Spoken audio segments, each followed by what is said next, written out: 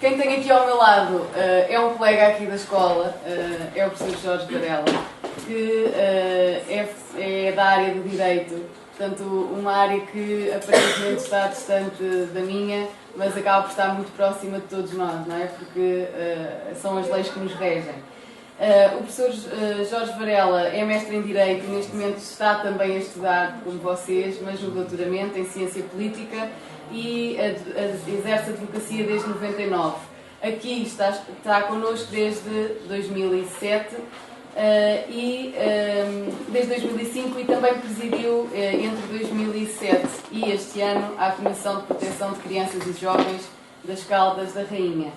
Pertence aos órgãos sociais da Santa Casa da Misericórdia, também das Caldas da Rainha. O que é que este nosso convidado vos vai apresentar? Segundo aquilo que nos fez chegar, vai então levar-vos numa viagem aos principais marcos legais que têm vindo a proteger, também do ponto de vista jurídico, as pessoas com deficiência. E, portanto, respeitando a hierarquia dos vários diplomas legais que compõem o nosso ordenamento jurídico, vai analisar os principais preceitos da legislação relativos às pessoas com deficiência presentes na Constituição da República, na nossa legislação nacional e também internacional. Eu vou deixar-vos com o Dr. Jorge Varela e vou também ali para aquele lado. Com licença, que é para não estar aqui à frente. Muito obrigado. Obrigado aos colegas, a professora Célia Sousa, Catarina Mangas, o professor Jaime Ribeiro.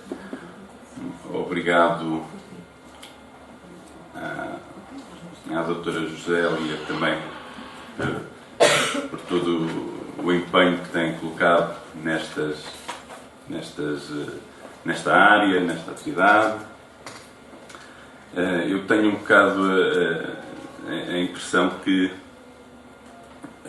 a forma como a professora Catarina Mangas apresentou o tema é bem mais interessante do que propriamente agora a minha sessão, e por isso a partir de agora é sempre a descer, mas vamos tentar, apesar de tudo, que não desçamos a um nível insuportável. Eu também julgo que quando todos vós quando se inscreveram neste mestrado, não foi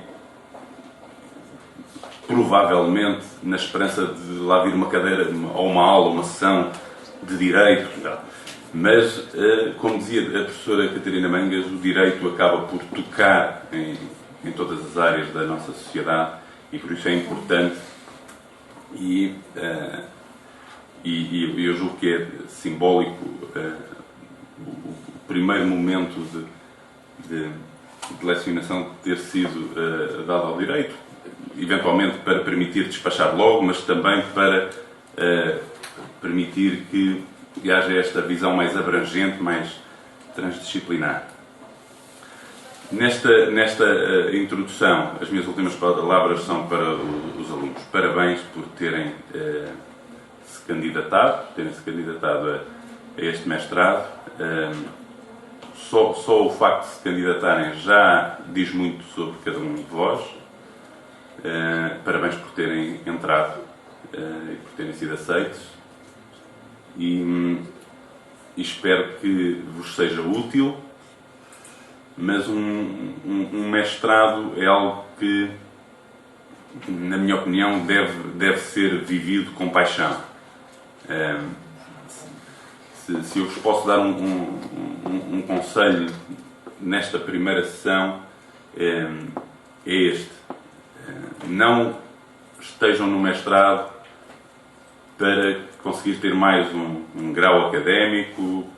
Com certeza que isso é importante, com certeza que isso pode abrir portas no estudo, mas, apesar de tudo, vão cada vez sendo menos as ocasiões que nós temos para aprofundar conhecimentos, para estudar com afinco, para estar num ambiente intelectualmente evoluído que nos permite, no contacto uns com os outros, ir mais longe, e um mestrado proporciona-nos isso. Por isso, aproveitem ao máximo o mestrado para se obrigarem a estudar mais, se obrigarem a pensar mais sobre as coisas e para tirar ao máximo o potencial que cada um de vós puder dar também para um mestrado. O mestrado é feito, na minha opinião, muito mais se calhar pelos alunos do que propriamente pelos professores, por isso façam deste um grande mestrado. Muito bem, sem mais delongas, vamos avançar para a matéria que nos traz aqui hoje.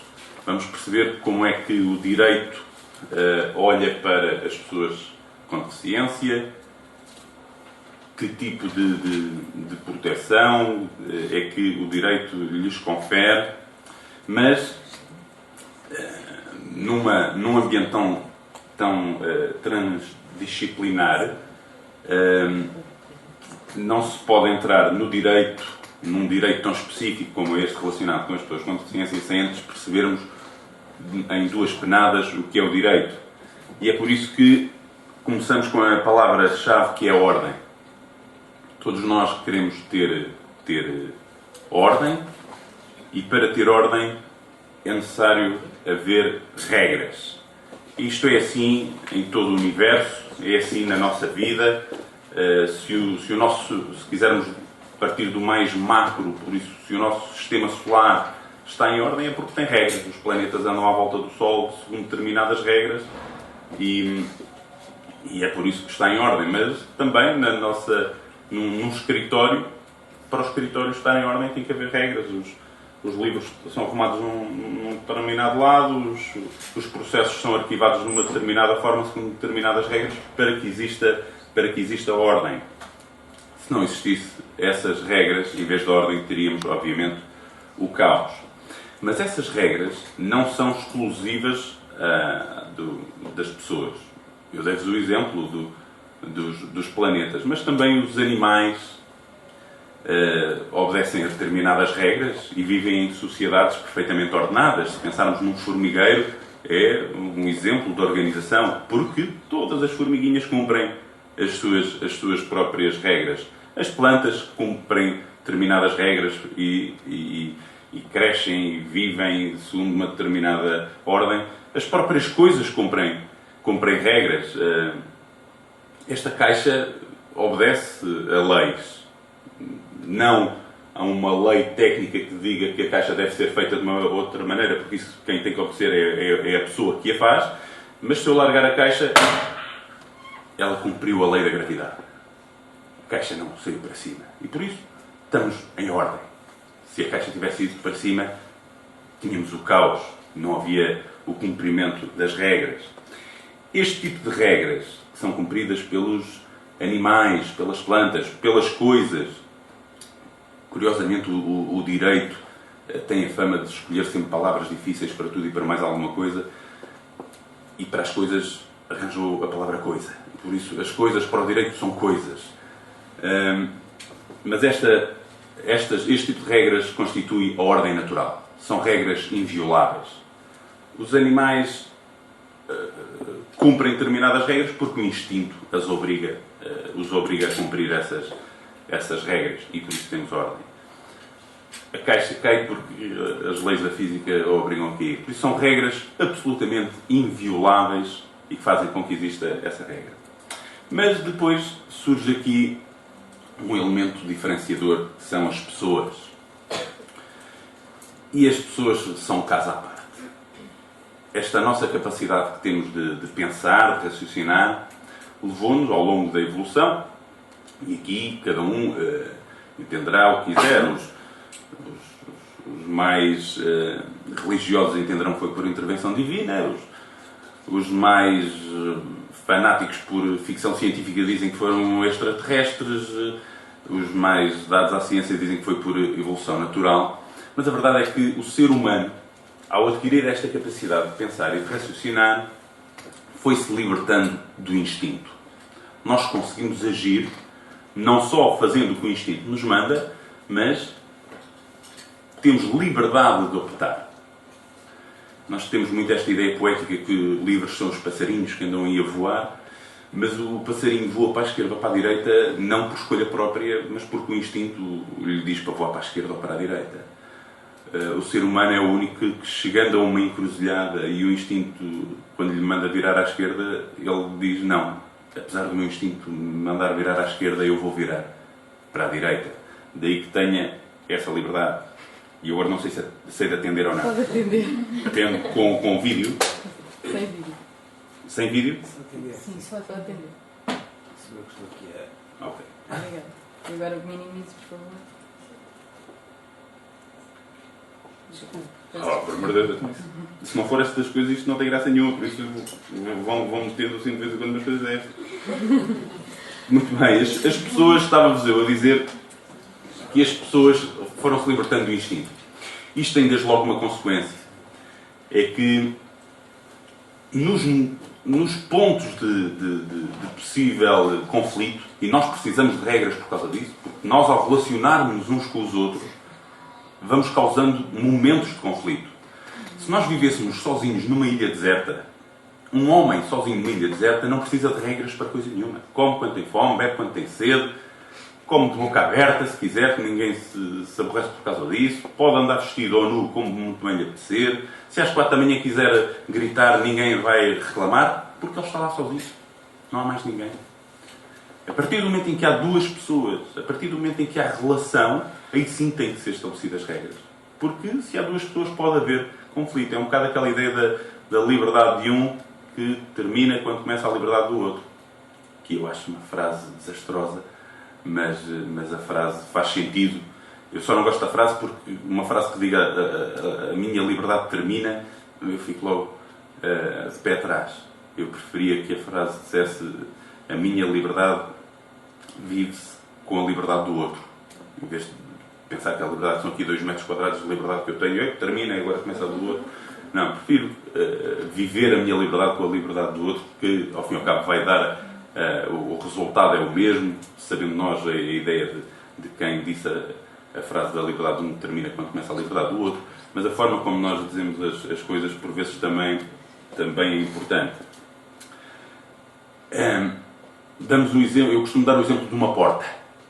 Uma porta é um local de conflito. É um local de conflito porque normalmente só cabe uma pessoa. E se houver 2 pessoas a querer passar ao mesmo tempo? Temos um conflito instalado. E para isso criamos regras. Diz a regra que se for um cavalheiro e uma senhora, passa a primeira senhora. É uma regra. É uma regra, mas não há lei nenhuma que diga isso. O que significa é que nós, nesta ordem social, que é a ordem constituída por regras das pessoas, porque as pessoas se relacionam umas com as outras, nós criamos vários tipos de regras. A religião dá-nos regras religiosas e por isso temos a ordem religiosa. Estas regras da boa educação, da etiqueta, como quiserem chamar, constituem a ordem do trato social. Temos regras morais, que constituem a ordem moral. E depois temos as regras do direito, que constituem a ordem jurídica.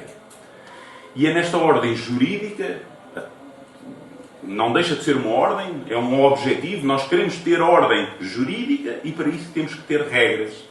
Regras que o direito nos vai dar. E o que é que distingue a ordem jurídica das restantes ordens? Bem, todas elas têm sanções para quem não cumprir. Quem não cumpre as regras de ordem religiosa eventualmente poderá ir para o inferno. Quem não cumpre as regras de ordem moral terá remorsos, terá um peso na consciência. Espera-se que tenha. Quem não cumpre as regras do trato social é discriminado socialmente. Reparem, a lei não nos obriga a ser simpáticos com as pessoas. A lei não nos obriga a sermos cordiais. Se uma pessoa lá no prédio disser chega, esta coisa está sempre a dizer bom dia, vizinho, olá, vizinho, como está, vizinho, bom dia. Não, a partir de agora não vou cumprimentar mais ninguém. A lei não me obriga. E por isso, passa ao vizinho, diz bom dia, vizinho, nós viramos a cara. É sempre, quero lá saber. A lei não me obriga. Estamos a violar as regras do trato social e teremos uma sanção. E a sanção é quando no próximo Natal houver o amigo secreto lá no prédio, ninguém nos vai dar prenda nenhuma de certeza absoluta, porque somos discriminados socialmente. Ora, dizia-vos eu que era desta ordem jurídica que sai então o direito, as regras do direito. E quando pensamos em direito, temos logo a ideia de ir ao Diário da República procurar quais são as regras do direito. No entanto, nem só de leis vive o direito. Existem outras fontes do direito, nomeadamente a equidade, a doutrina, a jurisprudência, o costume, os usos. Tudo isto são fontes do direito. Existem regras de direito e que, sendo regras de direito, contribuem para a ordem jurídica e somos obrigados a cumprir. Essa é outra diferença da ordem jurídica para as outras ordens, é que todas elas têm um ponto comum.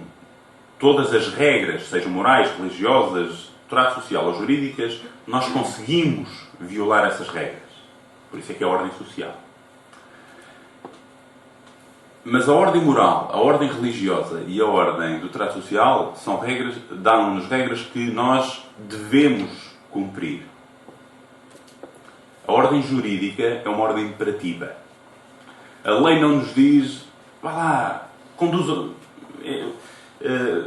Não é um conselho, quando a ordem jurídica nos diz conduzam lá pela direita, não é meramente a título de conselho, é uma ordem, é um comando, é imperativo, impõe-nos essa regra.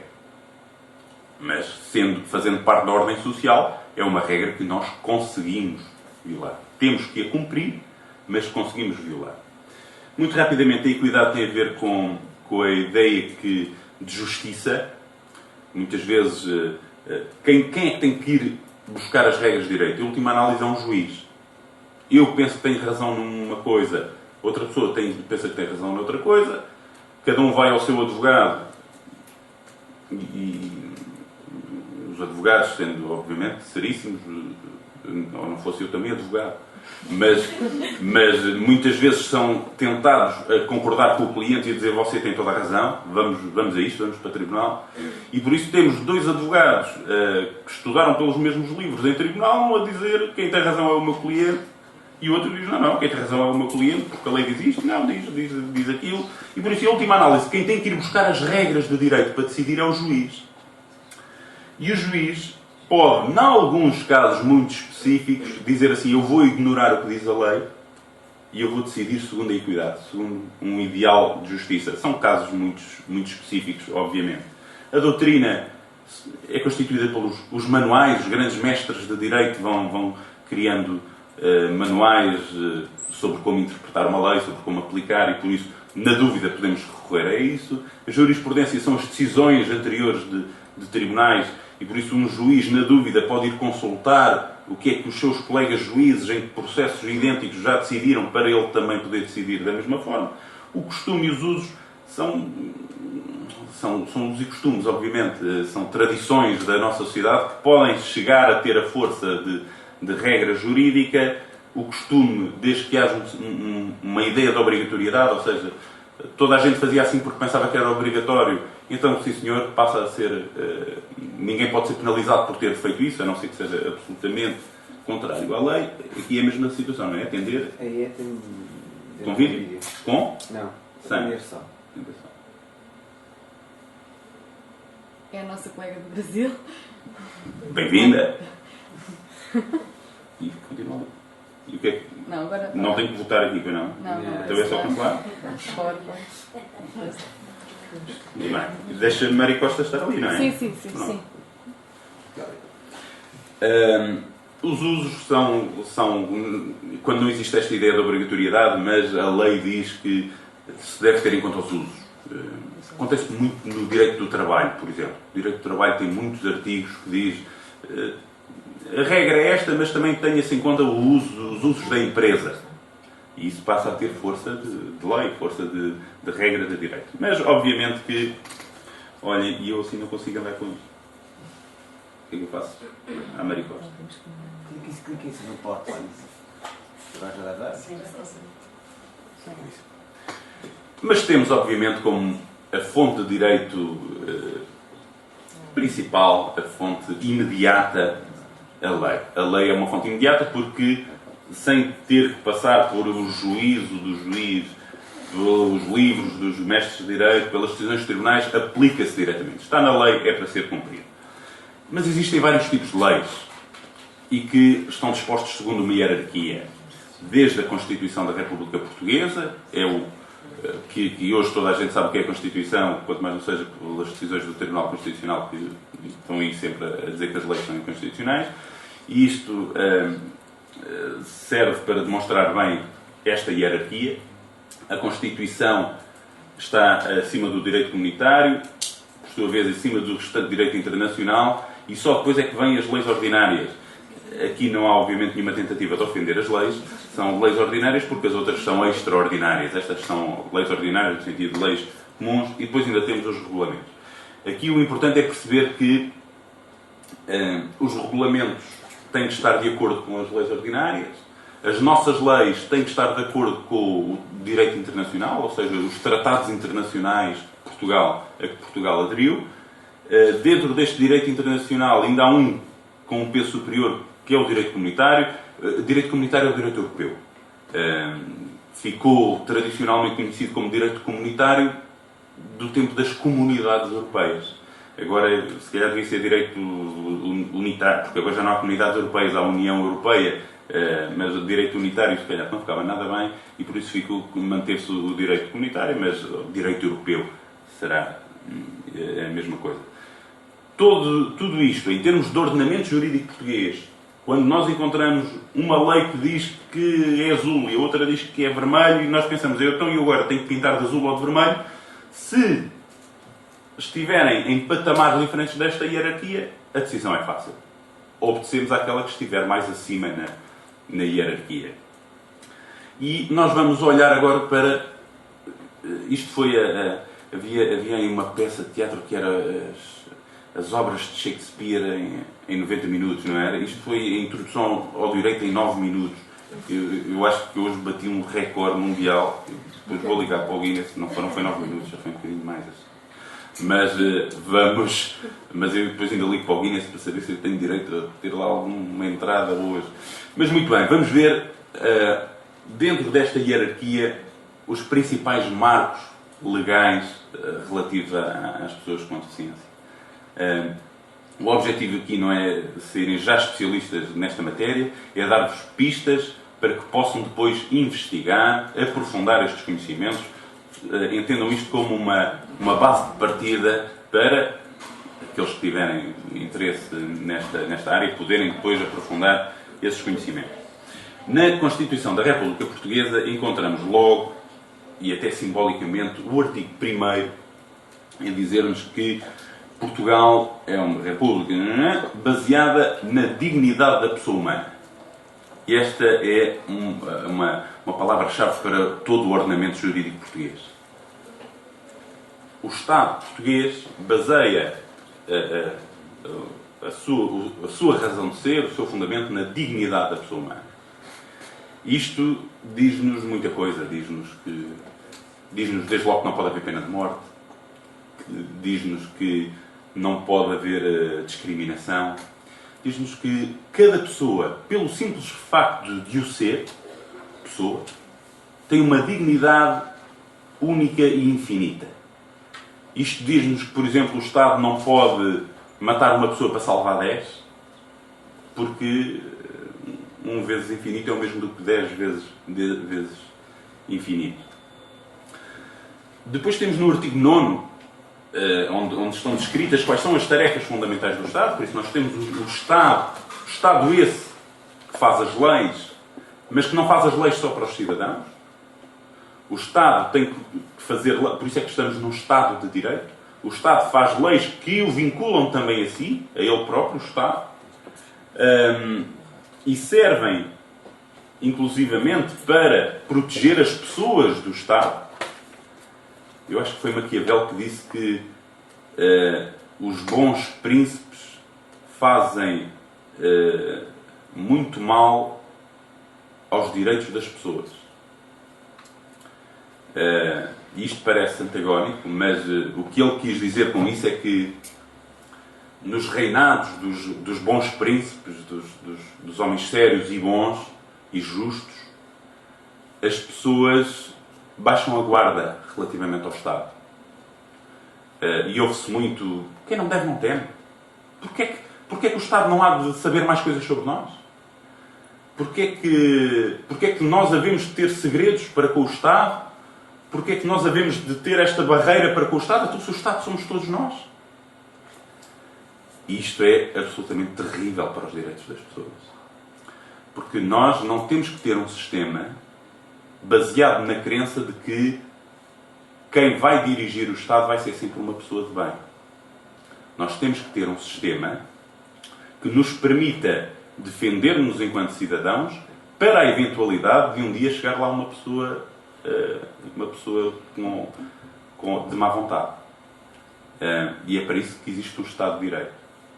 E é por isso que é importantíssimo, mesmo em situação de paz social, nunca ignorarmos nem deixarmos enfraquecer os nossos direitos individuais.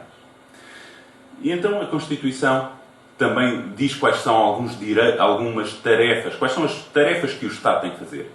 E entre várias, são muitas as linhas, encontramos a linha D, que diz promover o bem-estar e a qualidade de vida do povo e a igualdade real entre portugueses. Ou seja, o Estado tem que garantir que existe uma igualdade real entre os portugueses. Esta igualdade real tem que ser bem interpretada, não é uma igualdade real absoluta, obviamente. Desde logo porque só é possível criar igualdade se for por baixo. E isso não significa subir o nível de vida a ninguém, significa só fazer baixar o nível a muita gente. O Estado não tem capacidade de, por si, igualar por cima. Então aqui, quando se fala em igualdade real, é uma utopia, um objetivo final, obviamente, e é um objetivo, desde logo, imediato, no sentido de garantir os mesmos direitos a todos. É assim que deve ser interpretado. Igualdade essa que vamos encontrar também no artigo 13, quando diz que todos têm a mesma dignidade social e são iguais perante a lei. Este artigo 13 depois tem no número 2 a proibição da discriminação. Depois temos um artigo, o artigo 71, na Constituição, dedicado mesmo, diz a Constituição, aos cidadãos portadores de deficiência. E diz a Constituição que estes cidadãos têm uma deficiência física ou mental, gozam plenamente de direitos e estão sujeitos aos deveres da Constituição, a não ser aqueles cujo cujo exercício de direito ou cumprimento de deveres estejam incapacitados para os exercer. E depois, nova tarefa para o Estado, o número 2. O Estado obriga-se, através da Constituição, através do diploma máximo, e este diploma máximo vincula de tal maneira o poder político que temos assistido nos últimos tempos, o nosso poder político faz uma lei, vem o Tribunal Constitucional a dizer essa lei não vale porque a Constituição diz que não. E a seguir fazem outra, e esta também não vale porque a Constituição diz que não. Por isso, a Constituição, quando diz que obriga ao Estado, significa que obriga ao poder político e o poder político tem mesmo que fazer. Existe uma figura chamada de inconstitucionalidade por omissão. A Constituição diz as coisas que o Estado tem que fazer e não serve só para impedir o Estado de fazer coisas contrárias. Tem que existir também para o obrigar a fazer quando o Estado nada faz.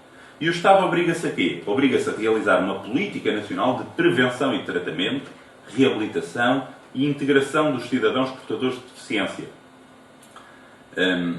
Irão ouvir durante este mestrado melhor, e por isso eu abstenho de trazer aqui esta ideia concreta da integração e da inclusão. Os principais diplomas legais ainda apostaram muito na integração, mas depois ouvirão certamente falar disso. Integração dos cidadãos portadores de deficiência, apoio às famílias. Outra coisa que o Estado tem que fazer, desenvolver uma pedagogia que sensibiliza a sociedade quanto aos deveres de respeito e solidariedade para com eles. Assumir o encargo, ou seja, é o Estado que se obriga a si mesmo a assumir o encargo da efetiva realização dos seus direitos. Depois adianta, bem, sem prejuízo dos direitos e deveres de pais ou tutores. Ou seja, eu assumo o encargo, mas vá lá, pais e tutores também têm os seus deveres. Este é o quadro geral que a Constituição nos traça. Por isso, todas as regras legais, estejam em diplomas internacionais, estejam em diplomas internos, nacionais, têm que estar dentro desta moldura. Se cada lei, se cada artigo, se cada regra jurídica for mais uma pincelada numa pintura abstrata, a Constituição é a moldura. É o que diz, o que está dentro de mim é ordenamento jurídico, o que está fora da lei, por isso não vale. Por isso, a partir daqui, todas as regras têm que ser interpretadas de acordo com a Constituição e têm que se coordenar com as regras da própria Constituição. Vamos ver o que é que a Europa nos diz. Em 2000, foi aprovada a Carta dos Direitos Fundamentais da União Europeia. Ou seja, é um bocado... A nossa Constituição também tem uma parte dedicada aos direitos fundamentais dos cidadãos, os tais direitos individuais de que vos falava há pouco. A Constituição também o trouxe.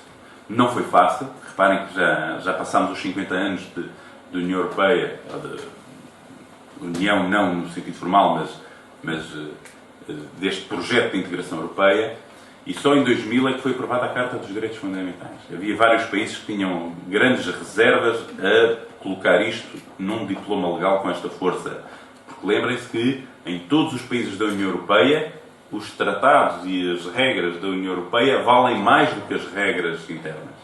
Ou seja, para perceberem, se nós temos um tratado da União Europeia que diz que tem que ser de uma maneira, e em Portugal a Assembleia da República fizer uma lei a dizer que é de outra, uma pessoa em Portugal pode ir a um tribunal e dizer assim: eu exijo que não seja feito como está na lei, eu exijo que seja feito como está no Tratado Europeu. O Tratado Europeu vale mais do que as nossas leis. E foi por isso que muitos países, não Portugal, mas alguns países da União Europeia foram sempre muito cautelosos e tiveram muito medo desta Carta dos Direitos Fundamentais. E a Carta dos Direitos Fundamentais começa, um pouco à semelhança da nossa Constituição, logo, simbolicamente, no artigo 1º, a dizer que a dignidade do ser humano é inviolável. E depois tem no artigo 21 o princípio da não discriminação. E é proibida a discriminação em razão designadamente do sexo, nascimento, deficiência, depois está ali mais coisas também, idade, orientação sexual. A União Europeia colocou aqui um enfoque que, em 76, Portugal não colocou na Constituição. O número 2 do artigo 13, que eu não vos mostrei, mas que diz que não se pode ser discriminado em função disto, isto e aquilo, ainda não fala da deficiência, mas da União Europeia já fala. Como não é contrário, mas sim complementar, tem validade absoluta. A integração das pessoas com deficiência, no artigo 26. A União reconhece e respeita o direito das pessoas com deficiência a beneficiarem de medidas destinadas a assegurar a sua autonomia. Esta ideia da autonomia das pessoas com deficiência é absolutamente essencial e fundamental e transversal a todo o ordenamento jurídico, como vamos ver. A sua integração social e profissional e a participação na vida da comunidade. Ou seja, esta ideia de que não podemos olhar para a pessoa com deficiência como uma pessoa que precisa que a sociedade lá esteja a ajudar. A pessoa com deficiência é, uma vez que a dignidade do ser humano é inviolável e absoluta em cada ser humano, é tão importante a participação dela na sociedade como de qualquer pessoa. E daqui decorre também aquela ideia de que a nossa sociedade não se pode limitar a sermos bonzinhos. É outra vez a ideia de que o sistema não pode depender da bondade das pessoas. Nós não podemos satisfazer-nos com esta ideia de conseguirmos uma maturidade cultural em Portugal absolutamente fantástica. Os portugueses têm um nível de cidadania tal que, se veem uma pessoa numa cadeira de rodas com alguma dificuldade, vão logo lá ajudar a subir aquele degrau. Acho muito bem que se chegue um dia aí, mas o Estado não se pode satisfazer com isto. O Estado, o que tem que dizer é: e se amanhã as pessoas ficarem más? Eu não posso ter um degrau que dependa da bondade das pessoas ir lá ajudar a pessoa da cadeira de rodas a subir. Eu tenho que arranjar maneira de a pessoa, por si, conseguir subir. Esta é a diferença. É a tal ideia de que o sistema não pode depender da bondade das pessoas. Outro diploma europeu, Aquele era os direitos fundamentais da União Europeia e aqui já é o Tratado sobre o Funcionamento da União Europeia. Isto vem do Tratado de Lisboa, assinado em 2008. Ou seja, como é que funciona a União Europeia? Este tratado era absolutamente necessário. Lembrem-se que a Comunidade Europeia começa com 6 países, não é? do Benelux, mais a Itália, a Alemanha e a França. E agora somos 7, 28. Já se perdeu a conta. Agora são 20. E entraram agora. Acho que são 27 ou 28. Acho que são 28. Eu acho que entrou agora mais um, 28. Tenho ideia que já somos 28.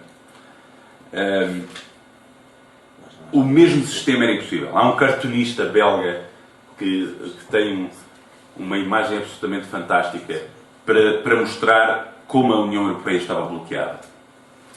E ele desenha uma mesa com 6 pessoas à volta e vem uma empregada de mesa com a bandeja, com umas chávenas e um bolo de chá ou uma coisa com café e diz café e os 6 em uníssono dizem oui. E isto dizia lá 1950 ou 1957. E depois tinha 2007 e uma mesa com 25 pessoas à volta, cada um na sua língua a dizer um quer café, outro quer café com leite, outro quer café pingado, outro quer cappuccino e tal, e a empregada absolutamente aterrorizada a pensar como é que eu faço isto. Ou seja, a ideia de que um sistema que permitia 6 pessoas à volta da mesa chegarem a um acordo para fazer a União avançar, com 27 era absolutamente impossível. E por isso este Tratado sobre o Funcionamento da União Europeia foi absolutamente essencial para garantir que a União Europeia pudesse continuar a funcionar. O artigo 10º deste tratado diz-nos que a União Europeia define políticas e ações, por isso tem políticas e ações, mas na definição e execução dessas políticas e ações, a União tem um objetivo.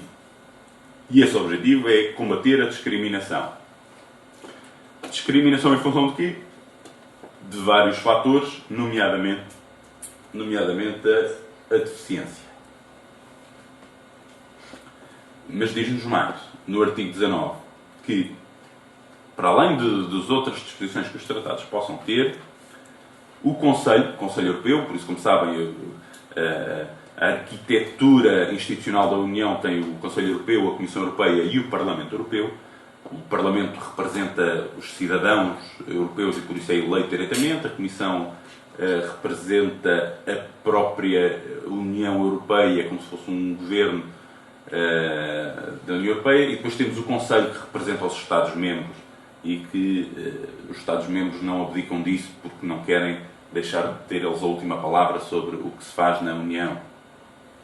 Mas diz aqui que o Conselho, deliberando por unanimidade, de acordo com o processo legislativo especial e após a aprovação do Parlamento, isto tem a ver com as novas regras do funcionamento da União Europeia, pode tomar as medidas necessárias para combater a discriminação em função de vários fatores, novamente também em função da deficiência.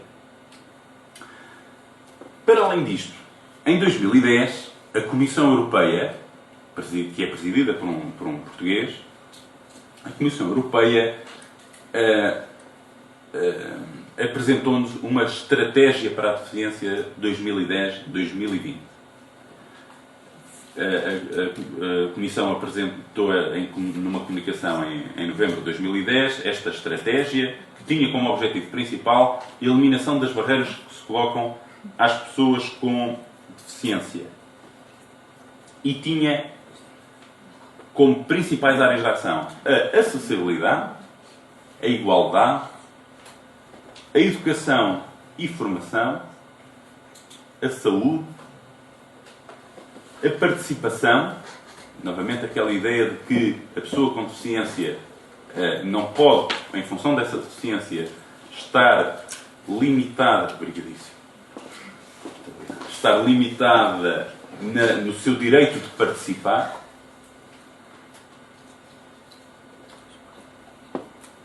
O emprego, pessoa com deficiência não vê limitado o seu direito ao emprego, como qualquer outra pessoa, a proteção social na medida em que é necessária e a ação externa. E esta estratégia, a tal estratégia 2010-2020, nós estaremos cá para ver as consequências dessa estratégia a nível europeu, seria aplicada em 4 vetores. Primeiro, sensibilização. A União Europeia, ou seja, a ideia é sempre que a União Europeia tem este objetivo, eliminar as barreiras que se colocam às pessoas com deficiência, através tem áreas de ação, acessibilidade, igualdade, tudo isto, e para atingir este objetivo nestas áreas de ação, vai fazer 4 coisas. Primeiro, sensibilizar. A sensibilização da sociedade para questões relacionadas com deficiência. A sensibilização em 2 campos. Sensibilizar a sociedade para as questões relacionadas com a pessoa com deficiência e sensibilizar as pessoas com deficiência para os direitos que têm e para a importância que é o exercício desses direitos. Ou seja, nesta dupla vertente, sensibilizar a sociedade, mas isso não chega, porque tem que ser as próprias pessoas com deficiência a ser sensibilizadas também para quais são os direitos que têm e como é que os podem exercer. Apoio financeiro, que é essencial e que vamos ver já a partir do próximo ano se concretiza ou não. A União Europeia compromete-se a otimizar os dinheiros da União Europeia a favor da acessibilidade, da não discriminação, suscitar maior interesse pelas possibilidades de financiamento a favor das pessoas com deficiência nos programas pós-2013. E no quadro de apoio que começa em 2014, está prevista esta área. Os projetos que serão privilegiados serão projetos na área das pessoas com deficiência. A ver, vamos porque isto depois depende da forma como em cada país se organizam para poder ir buscar esses fundos para aplicar nestas áreas. Eu tenho mais receio da nossa capacidade interna de conseguir criar projetos que sejam elegíveis para receber os fundos do que propriamente da União Europeia dizer, olha, afinal, desculpem lá, não há dinheiro. Não. Nós é que temos que criar. Já estamos a criar. Muito bem.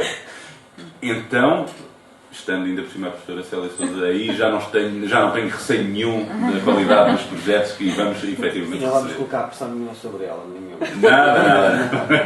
Não sou só eu, é muita gente. Mas já estão delineados, já teve que ser entregue até ao final do mês de setembro. Muito Agora bem. vamos já entregar os projetos até ao final do mês de outubro. Até final de outubro. Mas assim fico muito mais descansado. Terceira forma como a União vai chegar àquele objetivo em 2020. Aumentar o conhecimento sobre esta área. Recolha e monitorização de estatísticas e dados. Complementar a recolha de estatísticas periódicas relativas à deficiência, com vista ao acompanhamento da situação das pessoas com deficiência. É assim que as coisas se fazem.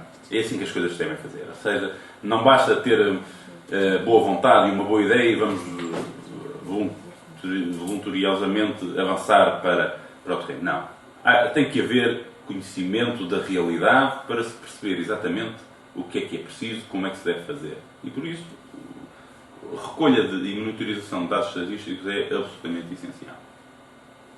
E vamos ver se até a final de 2013 a Comissão nos dá conta, mas está previsto que a Comissão dará conta dos progressos obtidos no quadro da presente estratégia, incluindo as ações realizadas, os progressos realizados a nível nacional e o relatório da União Europeia, que será apresentado ao Comitê da ONU sobre os Direitos das Pessoas com Deficiência.